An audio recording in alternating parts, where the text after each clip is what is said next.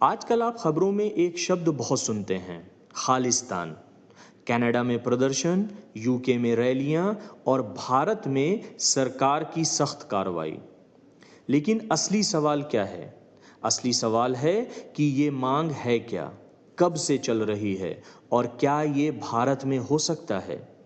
इस वीडियो में हम आपको बताएंगे पुरानी बातों से लेकर आज तक की पूरी सच्चाई, बिना किसी पक्षपात के, सिर्फ तथ्यों के साथ। क्योंकि इस विषय पर बहुत उलझन है, बहुत बढ़ा चढ़ाकर बताया जाता है और इसमें बहुत राजनीति भी होती है।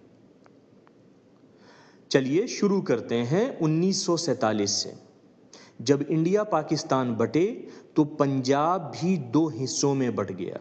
एक ईस्ट पंजाब जो कि इंडिया का हिस्सा है और दूसरा वेस्ट पंजाब जो कि पाकिस्तान का हिस्सा है। इस बंटवारे ने सिख समुदाय को बहुत तोड़ा, शारीरिक और मानसिक दोनों तरह से। लेकिन आज़ाद भारत में जो पंजाब बना उसमें हिंदी बोलने वाले ज़्यादा लोग थे और पंजाबी बोलने वाले अपनी पहचान को लेकर परेशान थे। तो 1950 से 1960 के दशक में जो मांग उठी वो खालिस्तान की नहीं थी, वो थी पंजाबी सूबा, पंजाबी भाषा के लिए एक अलग राज्य। ये मांग थी भाषा से जुड़ी, जैसे महाराष्ट्र, गुजरात, आंध्र प्रदेश बने। लेकिन इसमें एक और बात थी, इस आंदोलन को शिरोमणि अकाली दल ने चलाया और उन्होंने इसमें धर्म की बात भी जोड़ दी। 1966 में इंदिरा गांधी की सरकार ने मान लिया, पंजाब को पंजाबी भाषी राज्य बना दिया। हरियाणा अलग हुआ और चंडीगढ़ केंद्र शासित प्रदेश बना। भाषा वाली मांग तो पूरी हो गई, लेकिन धर्म से जुड़ी बातें बाकी रह गईं और यहीं से नया दौर शुरू होता है। अब आते हैं 1970 के दशक में। 1973 में अकाली दल ने एक प्रस्ताव पास किया, आनंदपुर साहिब प्रस्ताव। इसमें मांगे थीं, पंजाब को ज्यादा अधिकार दो, केंद्र का दखल कम करो और धार्मिक मामलों में सिखों को ज्यादा अधिकार दो। इतिहासकारों के मुताबिक ये प्रस्ताव खालिस्तान की सोच का आधार बना। हाँ, उनमें साफ साफ खालिस्तान नहीं लिखा था, लेकिन उसकी बातों ने अलग होने की कहानी को ताकत दी। फिर 1980 के दशक की बात आती है। हालात बहुत खराब हो गए। जनरल सिंह भिंडरावाले एक उग्रवादी नेता के रूप में सामने आए और उन्होंने स्वर्ण मंदिर परिसर को अपना अड्डा बनाया। सरकार को लगा कि वहां से आतंकवाद चल रहा है। जून 1984 ऑपरेशन ब्लू स्टार, भारतीय सेना ने स्वर्ण मंदिर में कार्रवाई की। ये एक बहुत बड़ा विवादास्पद कदम था और इसने सिख समुदाय में बहुत गुस्सा पैदा किया। उस गुस्से का नतीजा क्या हुआ? अक्टूबर 1984 इंदिरा गांधी को उनके सिख अंगरक्षकों ने गोली मार दी। उसके बाद जो दिल्ली में सिखों के खिलाफ दंगे हुए उसमें हजारों लोग मारे गए।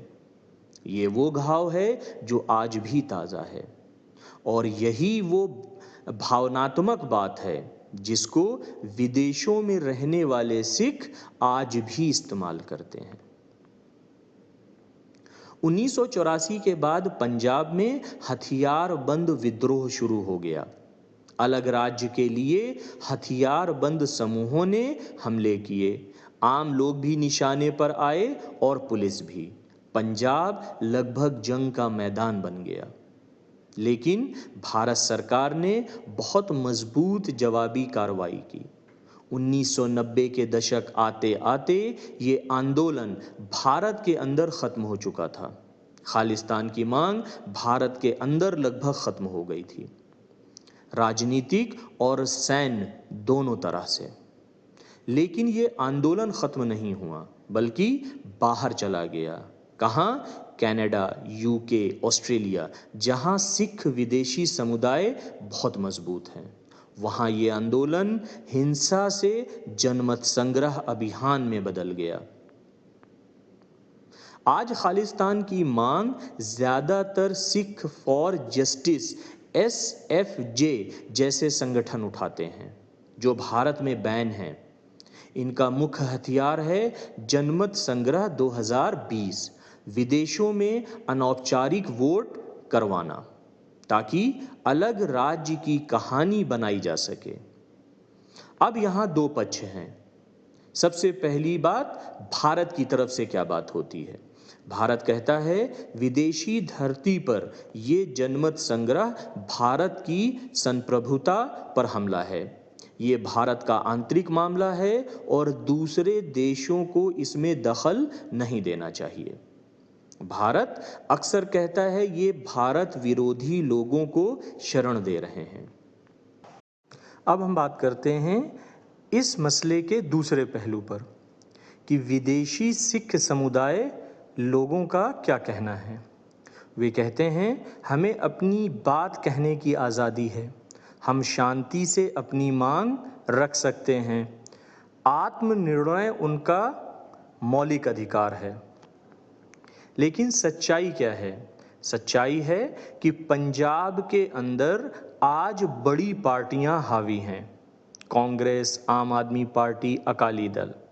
ज़्यादातर सिख मतदाता भारतीय चुनाव में हिस्सा लेते हैं, तो ज़मीनी हकीकत ये है खालिस्तान को पंजाब के अंदर जनता का साथ नहीं है। ये ज़्यादातर विदेशों से चलने वाली कहानी है। अब सबसे ज़रूरी बात कि कानून क्या कहता है।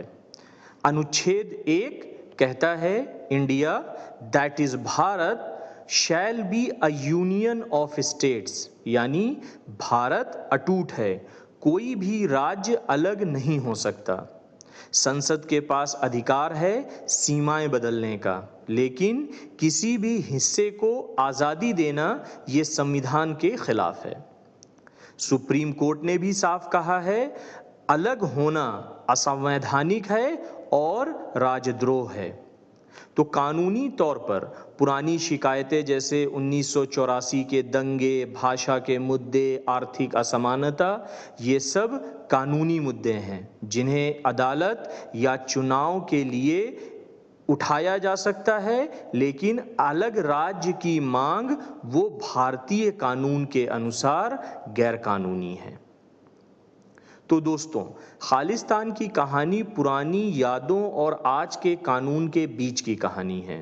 ये आंदोलन भाषा की मांग से शुरू हुआ, हिंसा तक गया और आज दूसरे देशों की राजनीति बन गया है। बहुत से लोग भावनाओं से जुड़े हैं, बहुत से लोग कानून की बात करते हैं। सच्चाई ये है कि भारत में ये कहानी कानूनी तौर पर बंद है, लेकिन भावनात्मक रूप से कुछ घाव अभी भी खुले हैं।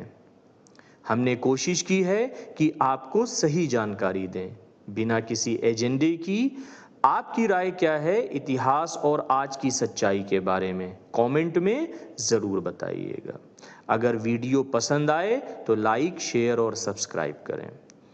मिलते हैं किसी नेक्स्ट इंफॉर्मेटिव वीडियो में। Till then take care, bye.